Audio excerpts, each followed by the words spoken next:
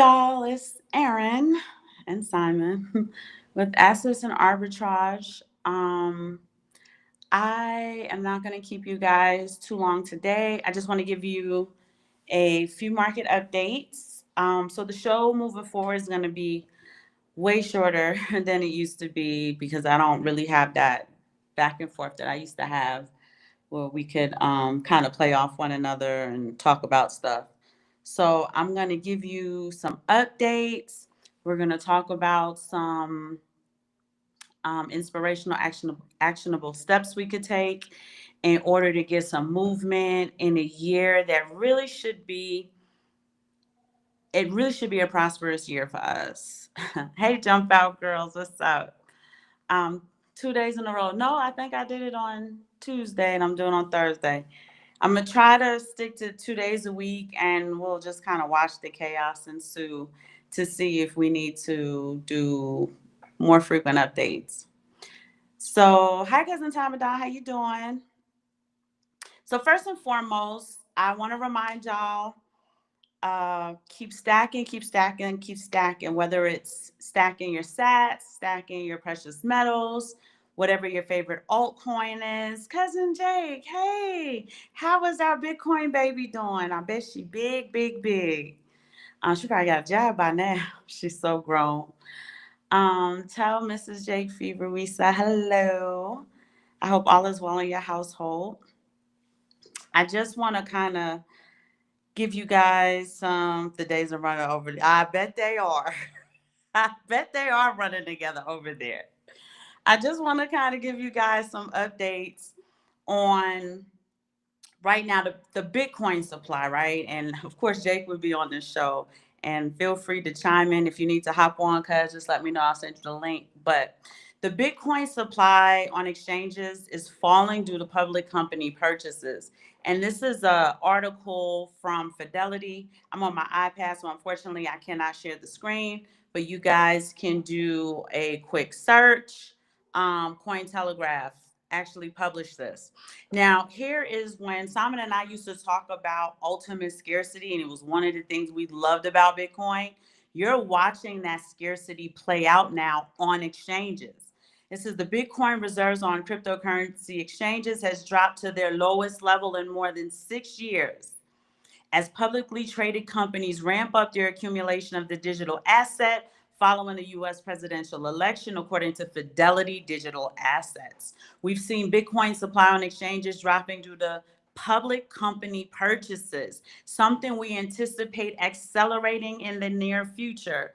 Now, I don't want you guys to have any issues with FOMO or anything like that, but it's really important to be consistent in stacking your chips and just basically making sure that you're dollar cost averaging as often and as consistently as possible.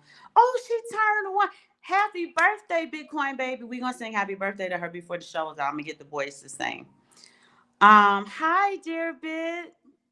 Let me tell y'all, Dear Bit is so sweet. She been checking on me like all the time. Dear Bit be sending me messages like, "You okay, babe? I'm okay. I'm okay. I'm getting back to it." It's been 5 months, which really isn't a long time, but for real, y'all, it's crazy. I feel like the lady from Titanic. It's been 86 years since I last saw him. That's how I feel. So, but we're doing well. We're getting back to it. So next time he hop in the dream, I can be like, I'm doing what you told me to do. I'm listening to you still, right? So you want to be consistent in your stacking of your stats. Like that's so if you guys get your Bitcoin from Cash App or any of the other exchanges, it's so important that you're consistent in your dollar cost averaging because these public companies are now coming in. And as Stacy would say, Joe Bag of Donuts, you want to get thinged out the game if you don't take this seriously. For the newcomers, I know I often get emails from newbies. Please don't be afraid to ask, what is Bitcoin? Bitcoin community got away with being real mean to people who in 2025 have that existential question of what exactly is Bitcoin? Hi, Cousin Reno. Um, Yes, I thank you so much, Cousin Marina. I really appreciate those words. Yes, I'm showing up in health and strength. Really, y'all, I'm showing up in faith because this was Simon's baby. This wasn't Aaron's baby. Aaron wants to talk about the fifth dimension. She wants to ascend into higher vibrations and higher frequencies. But the balance, right? That balance is so important. So I gotta like maintain that balance. It's a good opportunity for me to expand my consciousness by maintaining the balance, talking about some of the things that can help us empower ourselves as people. And we know that finance is a major empowerment tool. It's a major tool and instrument for us to use in order to regain our independence, regain our power, regain our ability to grow and have the experiences we need to become whole, to become integrated, right? Money is very important. You have the people who only care about the money, who only care about the superficial aspects of money, and then you have those who understand wealth.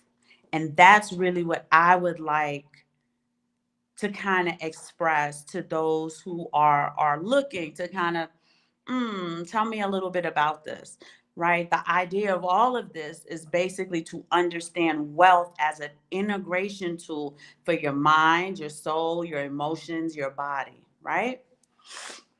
It allows you to have the experiences you need to have. It allows you to assert yourself in ways that allow you to expand your consciousness.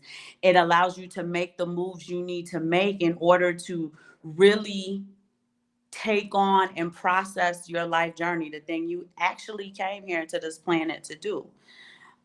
So this is why stacking your sats and being consistent, having that discipline. I'm going to talk to you a little bit about the economy in just a moment, but I want to emphasize how discipline is so important at this time. You guys more and more should be like looking around and seeing how, at least in the months to come, that struggle is going to be so exponential. For those who are barely hanging on, it's going to feel like it just completely crumbled, right? For people who were able to just barely hold on for years and years and decades, kind of like Good Times. Y'all remember that show? The whole theme, they just barely held on for all those seasons. You're going to see exponential movement with people financially, emotionally, mentally. um, and you want to stay grounded during all of that because it's going to be kind of a scary time. I noticed saying that the fear factor is ramping up there in media programming and some of the propaganda that's being put out. So again, I'm going to talk to you guys at the end about grounding and some inspirational, actionable steps you can take towards the outcomes you're looking for. Cousin Jake said, the more we free ourselves from financial slavery, we think about true things we're supposed to focus on. Jake, say that louder for everybody. Those in the back, in the front, at the side, hanging outside. That is so true. When you are financially empowered, right? Not even financially free, financially empowered, you now have the ability to focus on the truth. And when I say focus on the truth, that thing that is important to you and your journey and your human experience, your spiritual experiences. He's absolutely right. It is the things that you are able to connect with. It's the things you're able to access that give you the stepping stones. It gives you the pathway in order to get to where you want to go based on whatever your life path is. So I love the way he put that. Jake always saying real he say real profound stuff and then he say hilarious stuff, right? Jake like he's like a coin. um so the Bitcoin supply, for those of you, if that is where you're getting, especially newbies, right? Because whenever newbies start their Bitcoin journey, it's just so easy to grab it off of Cash App. And so if you have Coinbase or any one of those other exchanges that they deal in, it's just easy to them because they're new to this technological digital process, right? It is so important to be consistent with that because, like I said, these companies are coming in, they're gobbling it up. It's the lowest it's been in I don't know how long.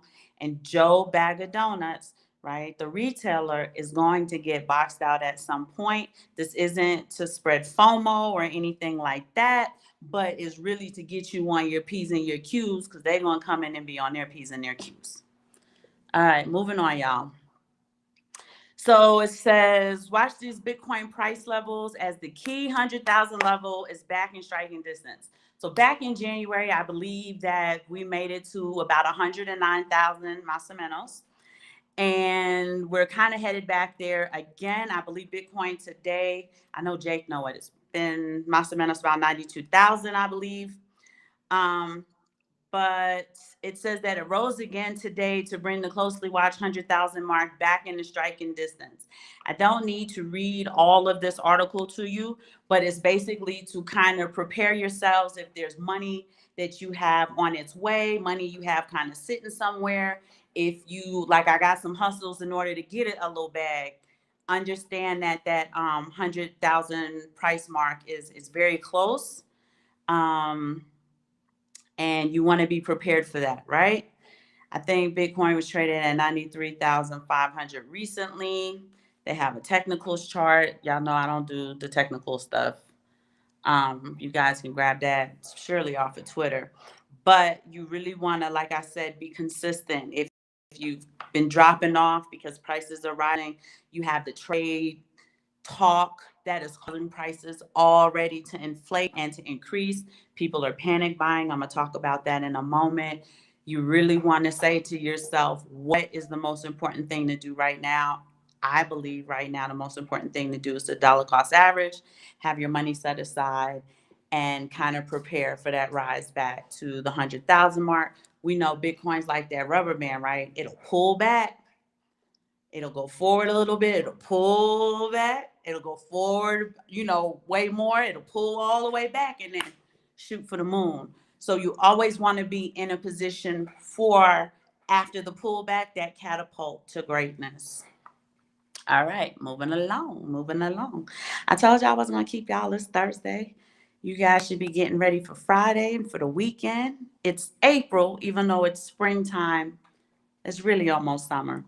So I'm hoping you guys have a lot of great things planned in spite of the chaotic um, environment that may be, how it may feel in your city, your state, your country, so on and so forth.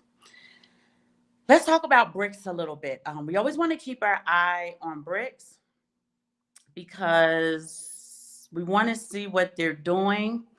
Apparently, I read this article already, so now I can't read it again. But the basis of the article is that BRICS isn't trying to piss off the United States. They're really not.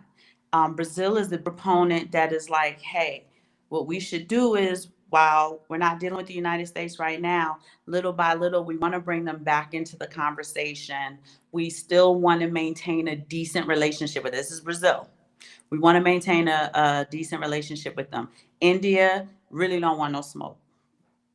They are on the same page as Brazil with let's keep them in the conversation. China, not so much, right? China's like, we don't care about none of that. We have an agenda.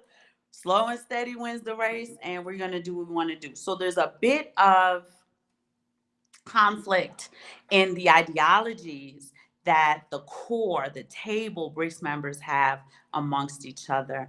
And that is definitely something that we need to keep our eye on. We need to keep watch on in order to better understand market trends and market indicators to come. So I just kind of wanted to put that out there. I'm not sure what type of propaganda is being given and where it's being given.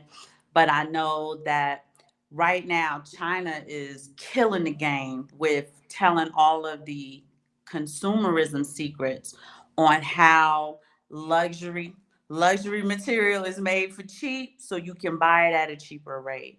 Um, and the truth of the matter is, I'm from New York. Delancey Street, Chinatown, all those little places like that have been doing that since like the 80s. So that wasn't a surprise to me. I know that the women nowadays, No shade to the women, but the women nowadays, they really use that heart as a status symbol. Like, that ain't real, and this, that, and the third. We knew, like, well, you just get it direct from the factory. What difference do it make, right? Because the factory is sending it to them. So, but whatever. Anyway, it's causing a rise in consumerism direct to the factories. China is giving a 280-hour free visa. You don't need no paperwork to fly there and shop. Like, they are dead serious about, we're not going to play these little games with you guys. So it does have Europe and the United States kind of like in a little chokehold, because they were marking up their products, like, if you're watching TikToks, if you're watching the reels, they're marking up products 60, 70, 80, 90% of what the factory was selling. Now, what the factory's doing is, I know they up there, whatever it was directly, now that they have America's attention, 'cause that's whose attention they want. Is, you want to do some trade tariffs? Cool. Cool. We snitching on all of y'all. And it is causing panic buying, which is weird, right? Because they're luxury items. They're not essential items like toilet paper, all of the panic buying you're used to. And it created a very interesting trend in consumerism. The Birkin bag, they had to Birkin had to come out and do this whole long PR and marketing campaign in order to prevent people from buying the Birkin. Like, we don't care about the logo. As soon as you see the bag, what it is, from buying just the bag without the logos and stuff. So, hi, Cousin Nerd of Inc. Thank you so much for joining. That is US dollars coming away from the US market, right? So it slows down the money volition. Instead of you buying that Louis Vuitton, that Prada bag, that Chanel bag from Chicago, let's say, right? Or from like Fifth Avenue, New York. I'm talking like from the actual distributor. You're buying it straight from China. Those dollars are going to China, and China's dumping the dollars because they're the head of BRICS. So it's not only a psyops, but it does have a direct correlation to money volition of US dollars. So it is something that we should keep our eye on. Now, relationship and correlation. When the dollar is weak, Bitcoin's typically strong, right? The gold is usually strong, right? Gold is at an all-time high because the dollar is weakening. So you have all of these different correlations that you keep your eye on. Those should be indicators on how you can keep a nice, to me, I'm looking for the word, balanced portfolio, right? Hedging dollars, hedging gold. No, I'm sorry, not hedging dollars, hedging Bitcoin, hedging gold, hedging silver, hedging, your altcoins and stuff like that. Because regardless of what's going on in the economy, it is going to bolster, absolutely, right, precious metals and crypto community. And we're already seeing indications of that with the big companies buying off of the exchanges. Hi, Cousin Tommy. Yes, yes, you caught another live. I did another live. We are proud of each other, right? I'm proud of me, you're proud of you, and we're proud of each other. I'm going to try to, like I said, go live Tuesdays and Thursdays at 5-ish. I'm going to do like, shout out to King, to the gentleman of crypto who be like 7-ish. I'm going to do it like 5-ish on Tuesdays and Thursdays.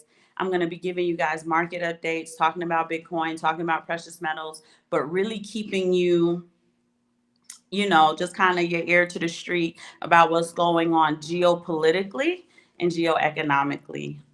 That way you can utilize those indicators to have the best strategy you possibly can in the different portfolios that you are strategizing and investing into. I have an interesting article here, kind of scary, but interesting nonetheless. Nonetheless. So this article is actually from yesterday.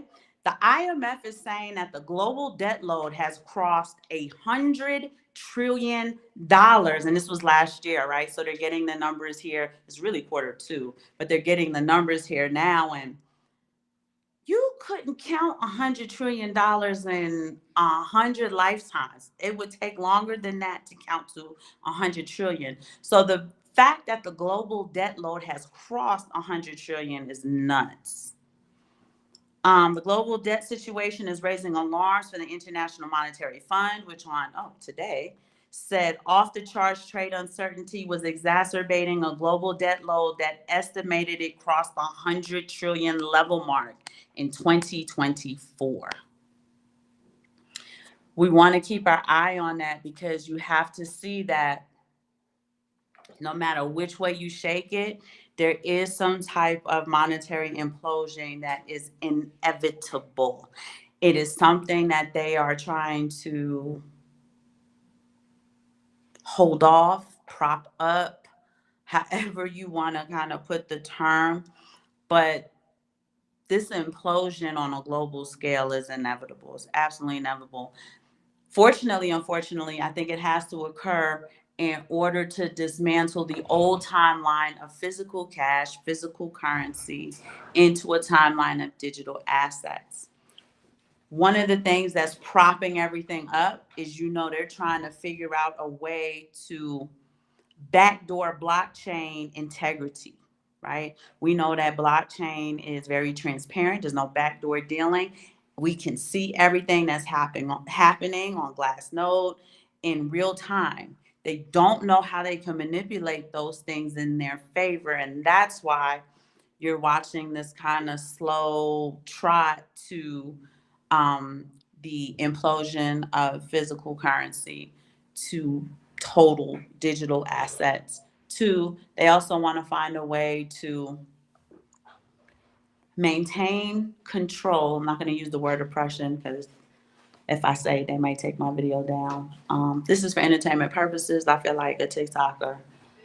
Um, but they want to be able to control each citizen. They want to be able to have more control on you because too many people are making it out into that empowered freedom, right? Too many nobodies, as far as they're concerned, are finding ways to come off the grid. They're finding ways to hide wealth. They're finding ways to evade the system and the different cycles and areas of the system that our good brother Neely Fuller had talked about, right? They're finding ways to pull out of the educational system, the penal system. Banking is still kind of tricky, right? Because if you do want to utilize your assets, you still have to figure out a way to convert it back into fiat for most people, right? Because where we're sitting, most of us, you're not able to use Bitcoin for just few little industries that do allow you to use Bitcoin as a form of exchange, but for the most part, not quite yet. So pulling out of the banking system 100% is still kind of tricky, but people are pulling out of all of these other areas of, institutionalism, systematic oppression in a sense. So that's something you want to keep your eye on. $100 trillion globally. Now, here's something you need to know. The United States, I don't know if they're still doing it, but the US is printing, I believe, $17 trillion per quarter. The last time Simon and I reported that, I think we talked about that in like October, about a month or two before he expanded his consciousness. So the numbers are just exponentially getting up there, and the more exponential the number, the bigger the implosion. So again, when I talk about having your strategy and stuff, you do want to find ways to mitigate against any sudden implosion of systems so that it doesn't affect you as harshly, as emphatically, so on and so forth. All right, y'all, moving along, moving along. So I was talking to you guys earlier briefly about the consumerism and the ramp up in luxury goods. That's crazy, right? And the ramp up of luxury goods. I told you all of that, in 100 trillion debt globally. And I'm talking to you guys about inflation and tariffs and this and that. And Buzz is like, I'm going to buy 10 Birkin bags because I know I can afford it straight from the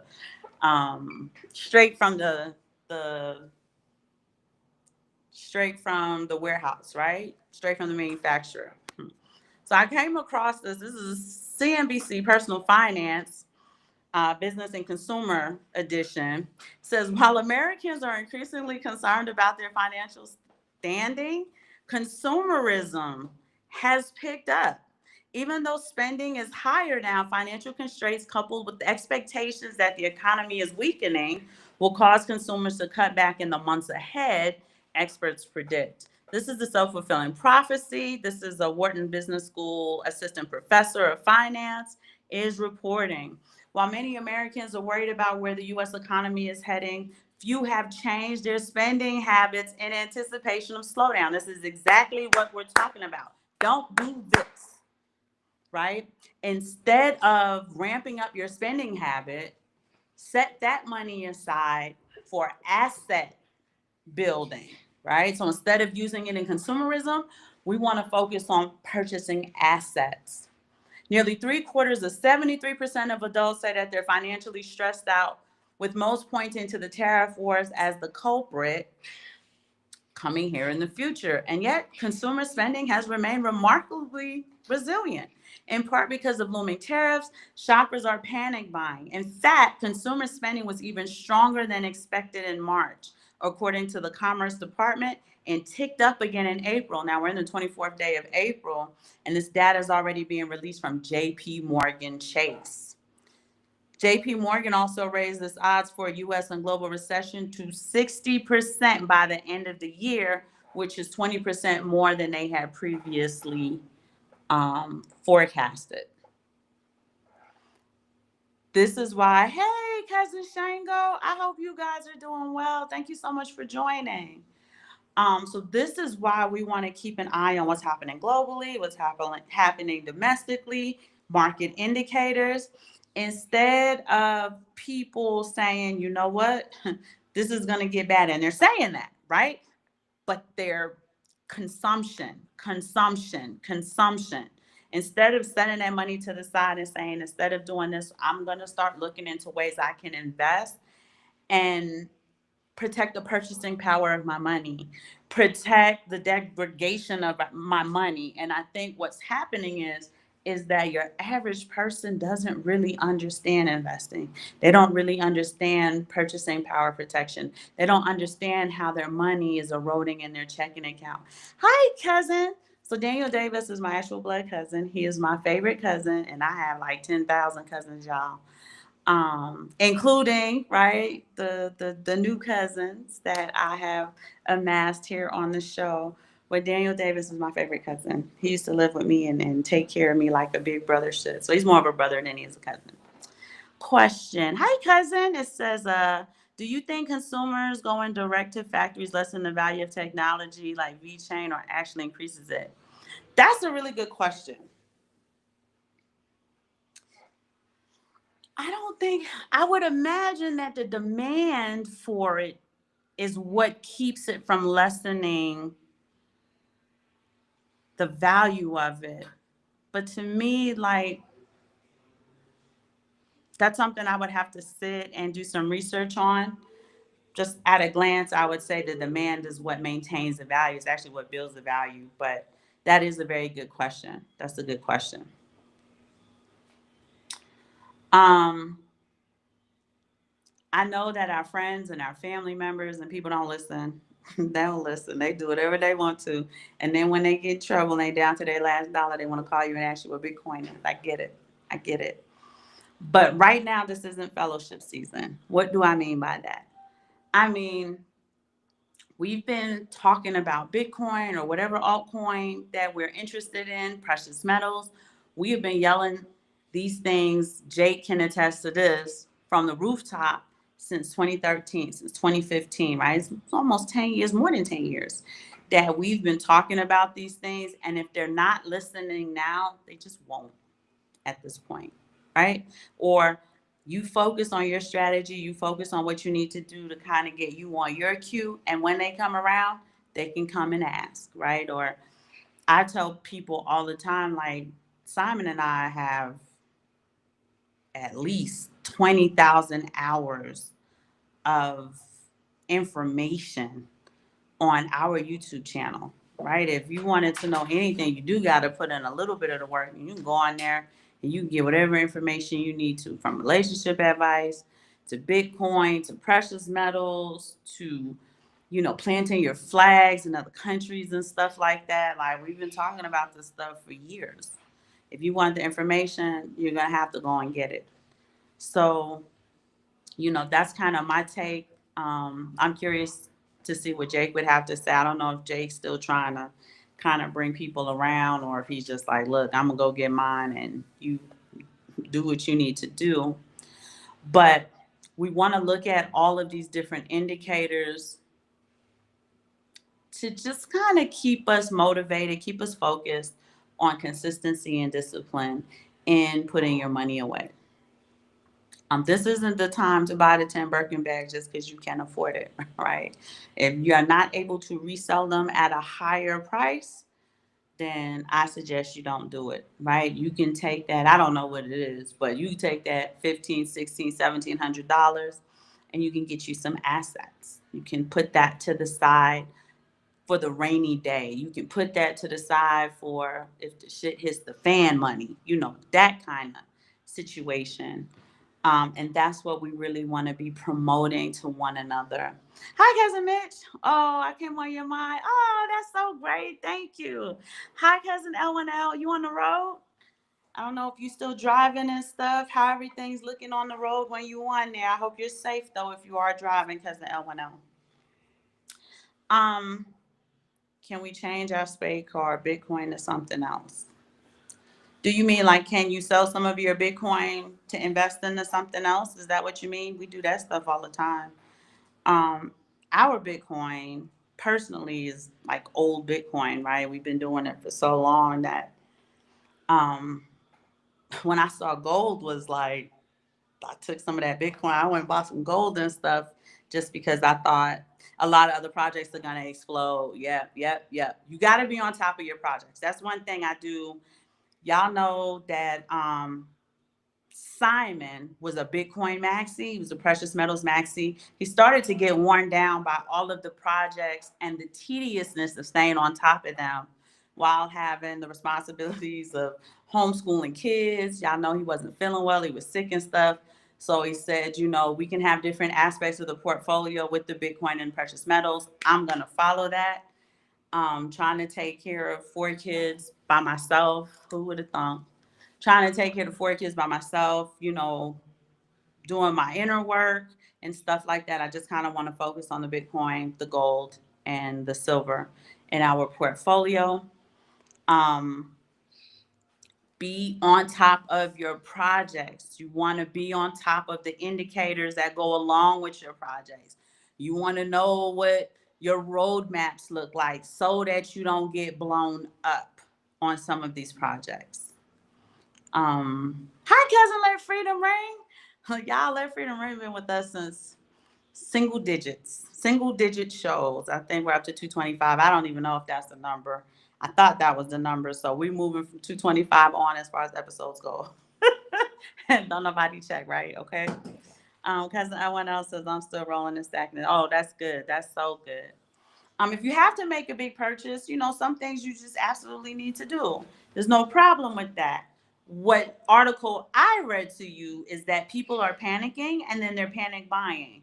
And when you think about it, that's like a little bit of insanity, right? You're taking your extra money to buy stuff that you kind of sort of really don't need because it's cheap or because you're scared that you're not going to be able to access it.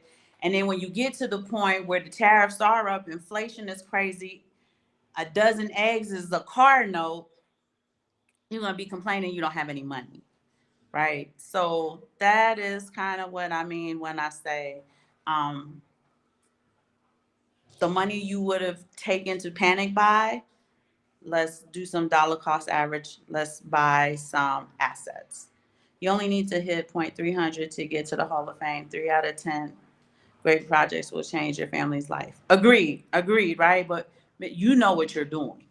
Think about how many people get involved in projects where there's huge rug pulls, right? They're getting involved in projects that have that kind of like pyramid like scheme kind of payout situation. So the first couple of hundred people that came in, yeah, they're getting paid, and then the ones coming behind are getting left with the back. So that's really what I meant when I said, because there's so many freaking projects out there, and some of them do go bad. But you got to stay on top of your projects. If that's your altcoin, if that's your project, you want to be vigilant over that investment and keep an eye on it. It's tedious. I'm trying to down. I can't invest in every good project. That's exactly what Simon says. Some of these projects are great projects. There's a lot of money to be made and so on and so forth. But it's just spreading yourself thin. And with our lifestyle, with the situation that we had with him before he expanded his consciousness, he just didn't have the gas to do it. He didn't have the gas in the tank to really stay on top of everything. So Bitcoin maxi, he was precious metals maxi. When we say precious metals, we really mean just silver and gold, right? We're not buying palladium. I have a little bit of platinum, I think. Obviously, we have copper, but not like we have the silver and the gold. So those are really, kind of, we wanted to just have mastery in these things and then have the different aspects of our portfolio. So like, for those of you who've seen my videos on the Simon Family Investment Venture home channel, my silver portfolio was robust, from the constitutional silver to the hand poured silver and so on and so forth. So while it's just silver, there's so many assets and facets in the way that I invested in that portfolio that makes it a robust portfolio. But that's something I can stay on top of, right? From Swiss silver to US silver, like I can stay on top of it. Some of the projects and the roadmaps and um, the funding, the rounds of funding. What round of funding are we on? Like those are the things that right now in my life, as I'm trying to readjust, I just don't have the patience for. So I agree with that, right? So, like, the warning is if you have multiple projects, you really want to stay on top of them. If you feel like we feel like, this is getting to be a lot, it's kind of tedious, I'm having trouble staying on top of stuff, then you should really consider consolidation. You should really consider it, how you want to consolidate it and stuff like that. So you can focus on the projects that have the most prosperous long term projection, and you can really hit with that. And of course, investments come with risk, right? Like Bitcoin. Bitcoin was 109,000 in January. That shit went all the way back down to 80. You're like, God damn. So, everything comes with risk. You just have to kind of be patient and buy the dips. You have to understand where the market is trending, how it's trending, why it's trending, so that you can make the moves that are best for you. Before I wrap this up, wait, baby. Before I wrap this up, I do want to remind y'all, when you see chaos, like the chaos that you're experiencing, you want to ground. We talked about this the other day. Grounding is as simple as going to the beach. I know my cousin Danny can attest to that. He's at the beach all the time when it's warm. I don't have access to a beach. I live in the mountains. So that grounding is me putting my feet in black, fertile soil, feet and hands, for about 10, 15 minutes or longer, just depending on what my time looks like. And just aligning with the natural abundance of the earth, right? Water charges you as well. That running water at the beach, the creek, anywhere where there's running water, that is a way for you to ground. Taking a walk, a hike, right? You can just take a walk around your block if you don't have access to kind of woodsy, mountainous, or beach areas. Clear your head kind of situation. In addition to grounding, we really have to start looking and analyzing the framework of our thinking. We have up to 100,000 thoughts a day, and quite often people are not paying attention to the thoughts that are running across the radar of their minds. You want to start paying attention to those thoughts. Where are your limiting thoughts? Right? Because yes, we're all out to try to empower ourselves financially. We want to empower ourselves from a wealth standpoint, but that starts here first before it happens here, before it happens in your wallets, your electronic wallets. right? Before it happens in your bank account, before it happens in your career, it happens here first. So you want to start trying, and if this is the part of the journey you're on, you're probably at the beginning of your journey. For those of you who are far more advanced than this, pay me no mind right now. But for those of you who do want to get started, you want to start analyzing, what are my limiting beliefs? What do I believe about me to be true, that this is my reaction, that this is my response, that these are the situations and themes that keep happening in my life? You are now in a time period. The age of Aquarius is, I'm going to call it the snitch, right? It is forcing exposure to everything. Nothing is going to be hidden during this age. You are not going to be hidden from yourself any longer. So the people who have a propensity to, they know themselves, but they try to put on a facade of something else, all of that gets exposed. So you might as well use it in your favor and start meditating on, expose to me the things that are holding me back from what I want to do, from what I want to be, from where I want to be, from how I want to be. Okay, the position I want to be in, the vision that I have for myself. What are the limiting beliefs that are holding me back? Men, there is nothing wrong with journaling. It is not emasculating, it is not girly like, it is not soft. It is a way for you to see and process your thoughts and your journey, right? So don't be afraid to journal. When I say journal, you don't have to get a unicorn journal with stickers in it. It's not what I'm saying to do. I'm saying to get something where you can see and process it, right? You have auditory reinforcement, right? You might need, can't remember the actual term, but you need to see it for reinforcement. And sometimes when you see it, you see like, I can see the logic in this isn't right. And then you can reaffirm it in your mind.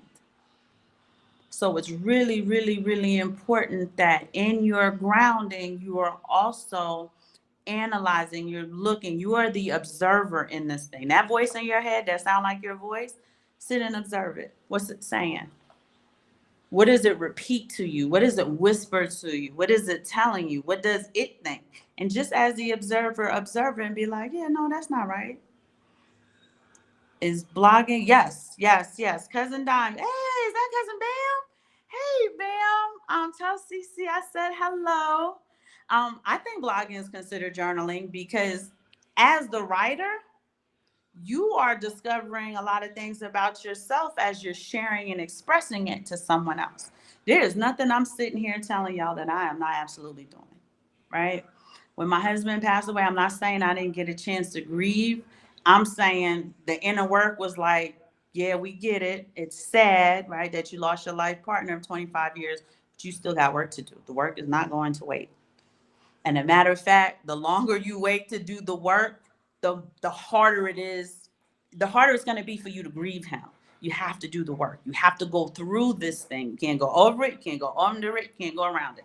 You have to go through this thing in order to grow and expand your own consciousness. So trust me when I tell you, if you're trying to get your paper up, start with grounding. Grounding removes the anxieties that most people have, your ungrounded fears and self doubt and doubts. When you ground yourself, some of that just dissipates because you've grounded yourself and those things are ungrounded in you, right? And then you wanna run with that. You're like a phone after you sat and you grounded, however you grounded was like you're the cell phone and you were plugged into the wall and like, yeah, now I'm at 85, 90%. I can do some stuff. I know Cece do grounding. She plans, she does everything. I love her. I love watching her content. And she's in a place that isn't so dense that all of the third dimensional stuff is troubling her. So I get it. Um, what was I gonna say? The grounding. So you want to take advantage, like I said, of the grounding and couple that with being the observer. You have to be a scientist in your life journey. And being a scientist is basically running experiments, right? No two pathways look the same. So you got to run some experiments in the field to kind of figure out what's going to work, what's not going to work. One of the things that scientists do is they observe their environment. You are your own little world, right? You want to observe, just like you would sit in a corner and sit and observe somebody talking and how they act and how they present themselves and the way they do business and so on. You have to observe yourself first, right? Sit in a room. People don't like quiet, it scares them, right? Putting your phone down, not being stimulated by television, phone, music, really just being quiet and observing your thoughts. It is a habit to build. It's not easy to do. It's a habit to build. Some people even do a thought log, and they'll start writing down all the toxic thoughts they have and where they think they come from, right? It's a great way to heal your inner child. It's a great way to reparent yourself. It's a great way to also remove the baggage that isn't your baggage. So, for instance, if your mom used to tell you all the time, like, money don't grow on trees, that's her mismanaging the money. You're a kid, you're a child, right? And what people tend to do is they tend to take those things on. That's not your thing to take on, right? I don't mismanage money. I don't take money for granted. So, no, I don't think money grows on trees. That's not my issue. And it's a way of like resolving it in yourself. Now, some people, that behavior is imprinted on them, right? So, your mom is yelling that at you as a kid, like at that point, no, but then you grow up to learn because it's imprinted on you to mismanage money. This is what I'm talking about reparenting yourself. Um, Shannon Sharp. I know this has nothing to do with nothing, but I think it's a good opportunity to talk about reframing things in your mind. He's in trouble now with this young lady who is blasting these accusations against him. I don't know if it's true, or if it's not true, but he told a story a long time ago, and he told the story quite often about when he was growing up. They used to talk about how black he was and how corny he was and how this and how that. And he made the illusion that it was the black women in his life, right, that caused these troubles. So you can see the outcomes in his life of that mistreatment. But now it's coming to bite him in the ass, right?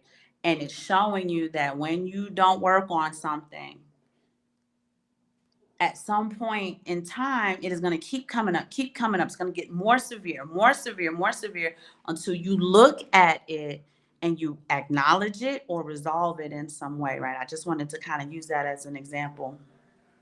I wish the best for Unc, right? I just think that he could protect his brand better by, just developing a little bit better discipline in certain areas of his life to protect the brand that he worked so hard to build.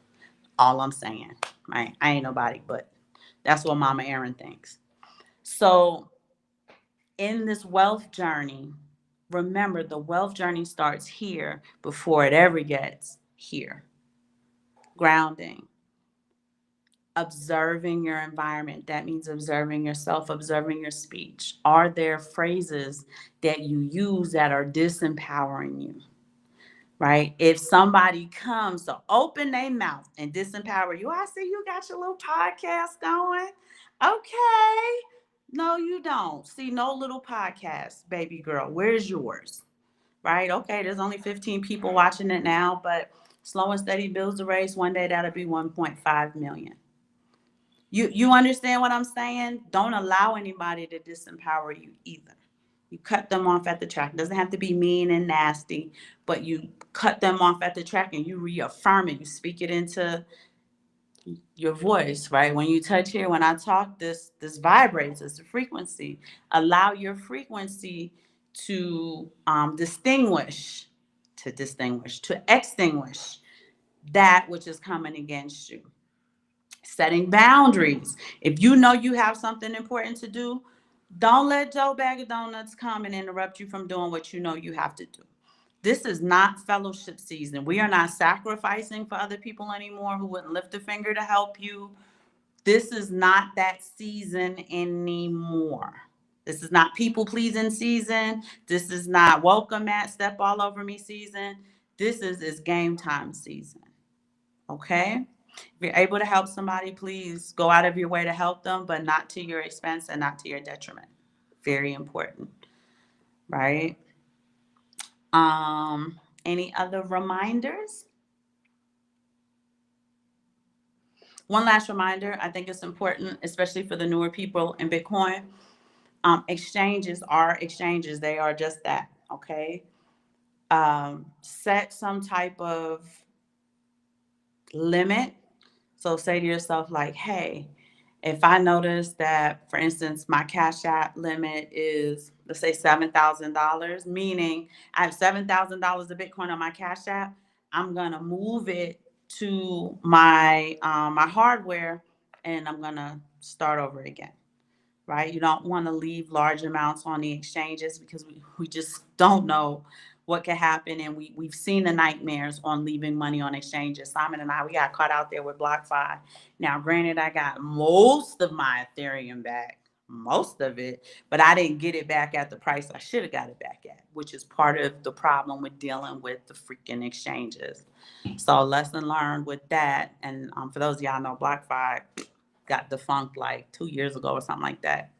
And they sent us the refund. They sent us like hard checks. They sent us the refund checks in the mail, which is nuts, right? Because that's not how I sent it to you. Why you sending it to me like that? But I think that they used a third party. I bought the Ethereum not to have fiat, and then you guys went above and beyond what you could do, the scope of what you were supposed to do, and now you're giving me back fiat when I really wanted to have the asset. So those are some of the lessons and experiences that we are having here in the digital world. I think it's a funny story. It's a great experience, though, right? Because then you're able to tell other people, like, hey, keep this in mind when you're dealing with exchanges. But again, remember that the exchanges, you now have large companies buying up the Bitcoin off the exchanges. Get what you can as you can do it, but prioritize it. Panic buy some Bitcoin. Panic buy some freaking precious metals. Silver, I've told you guys a few years now, silver is getting to the point where it's going to be crossed off the periodic table. Like, that's how scarce silver is getting. JP Morgan Chase is very serious about amassing as much of it as possible, which is why the price is so badly suppressed, right? Again, another indicator for you to look at, like, I should look into this. They want, when the shit hits the fan, that your industrial market is going to look to JP Morgan Chase as the monopoly for where they can get the silver in order to continue manufacturing their whatever smart device it is, whether it's a EV battery, television, solar panel, phone, MacBook, iPad, so on and so forth, right? And JP Morgan Chase is going to run that luxury tax, that premium all the way up as the monopoly. For those of you who remember when we were in college, high school and college, we took that course where we looked at the monopolies. JP Morgan Chase was one of them.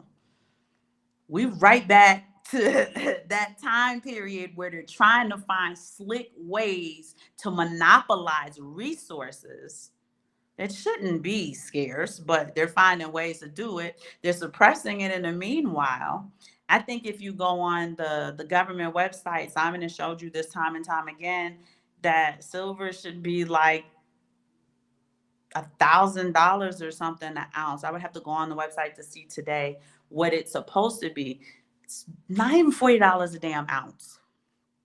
And they paid billion for manipulated. That was their luxury tax, right? When they got those RICO charges, you made 3 billion. Okay, I had to break you off one. 2 out of 3 ain't bad. Right? We did hell of a business, right? It's great doing business with you. Thank you so much. Nobody went to prison. You got these little rappers doing life for RICOs. You got 2 RICO charges, billions of dollars in problems. Nobody went to jail. Nobody went to prison. I don't even think Like nothing happened. Nothing happened. So that's the world we live in. That world is dissolving quickly, though, as we head into the three-dimensional, five-dimensional split. It is going to be quite interesting. When I tell you guys to be the observer in your environment, I'm also trying to slow and steady help you to raise your frequency, to raise your vibration so that you're magnetizing wealth to you. You're magnetizing the right opportunity at the right time with the right person in the right situation in the right environment with the right factors. This is what you're working to magnetize. It's not going to be as hard to bring wealth your way. I'm going to end that with, for those of you who know Ryan Coogler, he is the director of Sinners with Michael B. Jordan. Incredible movie, incredible movie. But they talk about this is the first time anybody's got that type of deal that he was able to strike up with the studio. Right situation, right time, right clauses, right? Everything was right in that situation. This is the time we live in. So we want to capitalize on this time that we are living in, where things are going to work in our favor for once. And you're going to start to see the panic because they're not used to stuff not working in their favor. They're not used to the wealth transfer transferring back to us on the scale that they're going to see it. When you read in the Bible, the wealth of the wicked is laid up and stored up for the just, they talking about this time here, right? When Jesus said, y'all follow the guy with the water into the market, that's Aquarius, it's the water bearers, the time of Aquarius. Yes, bam, excellent movie. But you have to have the right spiritual constitution to watch Sinners. I'm going to say that again. The movie had it 10 out of 10 recommend for people who have the spiritual constitution to watch it. Again, the concept, what they did was they mixed demonism concepts with vampirism in order to kind of like visually give you a picture on how certain things work for real. And certain people who don't have the constitution to take that, you may accidentally bring something home with you or something, have nightmares. It could affect you if you're not empowered spiritually, you don't have the right spiritual constitution to see movies like that. Some people just, they can't watch The Conjuring, they can't watch those type of movies, and they shouldn't. They shouldn't. It's not meant for them. But Michael B. Jordan, that's that dude. I would love to see a prequel, bam. Definitely like the story, the Chicago story. I would like to watch that. And then of course they left room for a sequel. So that's probably the best movie I've seen since like Shawshank Redemption, right? Them 90s movies that was real good. Like I haven't seen a movie like this as well put together and as well developed as this in a very long time with the spiritual principles that it comes with. So I love y'all so much. Y'all go out in the beautiful sun and ground. They say April showers bring May flowers. I don't know if it's rainy in your area, but I know the rain's probably kind of polluted, but it's charged, right? Go hang out in the rain a little bit. If your skin starts to itch or do something weird, I'm sorry I suggested it because you just never know what they got going on with their little heart machine, right? Definitely go to the beach. Do whatever you need to do, like I said, to ground yourself in uncertain times and uncertainty and be the observer in your environment. What do your thoughts look like? Write your dreams down. If you wake up and you remember a dream, you are meant to remember it. They have a great app. I use it. It's called DreamyBot AI. Put your dream in there with all of the symbols, the colors, the texture, the smells. Anything you can remember in it, no matter how wacky or weird it is or in what sequence it came in, and you'll see how good DreamyBot is in giving you the metaphysical symbolism as well as the psychological, the Jungian. He does that. Artificial intelligence uses Carl Jung. Doesn't do a lot of Sigmund Freud, but I'm a Jungian. Like that's my dude. Um, so it helps you to process a lot of the work that you will be doing, that inner work. So great app. It's an AI like Chat GPT, like any chat on, like any one of those great apps. I know they're talking about artificial intelligence is this, is that, is the third. Use it to your benefit. And make sure you tell it thank you just in case it do uprise and take over. It'll remember that you were polite to it. So make sure you say please and thank you when it does an interpretation for you. DreamyBot AI.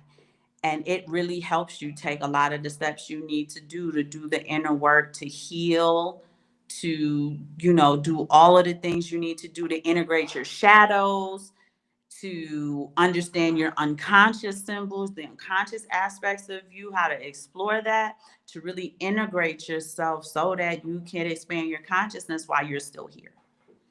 Right? I'm going to say that again. To expand your consciousness while you're still here.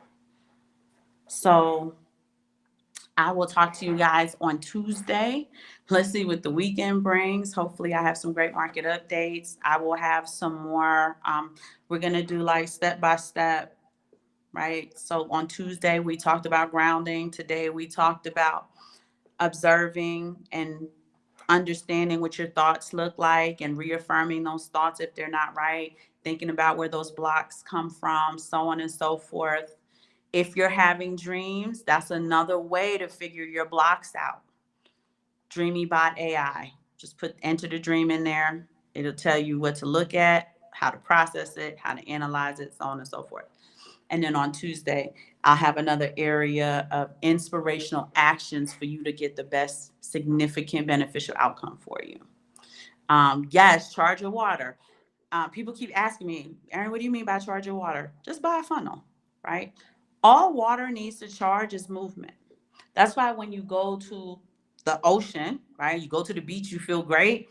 I got that cleansing. I got baptized in the water and stuff because tide is in and out. It's just moving water, all those ripples, moving water. That's what charges water.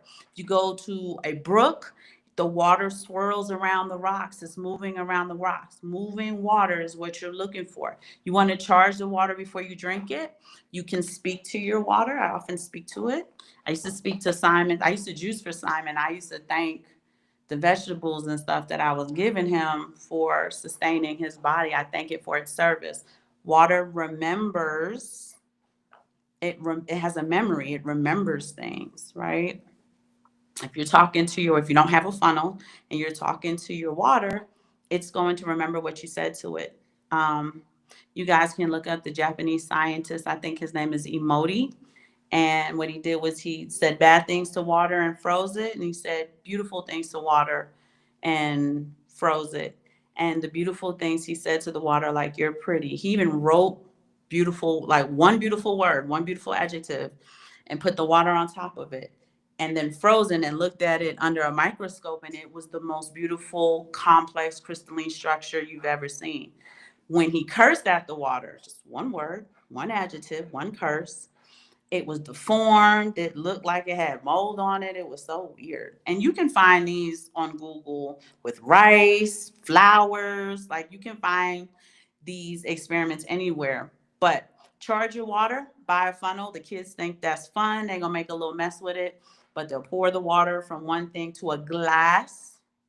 Hopefully you have glass or copper. And put the funnel on it, pour the water, and then they drink that. Or you can simply talk to your water. What I do at night is I play the binaural tones, so usually chakra cleanses and stuff like that. As the tones are toning, I have my water right next to my phone while the tones are, and then I'll drink the water first thing in the morning. Feel incredible. So there's lots of little things you can do to mitigate the programming, the low frequency. I know they're playing low frequency tones in certain cities like Detroit and stuff. That's nuts. Bad news, people in your life causing chaos, destruction, and drama. It's a great way to mitigate some of the effects of that. So I love you guys. You're right, cousin Shango. Stagnant water smells terrible. It stinks so bad. It's like it rots. It's just so weird, right? It's water. Like, why is it rotting? But it's not moving. Moving water is what you need. When you look at fresh streams and stuff, the water is always moving. So you definitely want to charge your water. ground in soil, align with true abundance, which is the earth you live on. It should also open your heart chakra because the earth is green, sky is blue, should open your throat chakra. Um, and then you want to work to decalcifying and getting this chakra here, your consciousness chakra, to really be available to you to connect with source. For sure, for sure, for sure. I love you guys, and I will see you on Tuesday. Bye.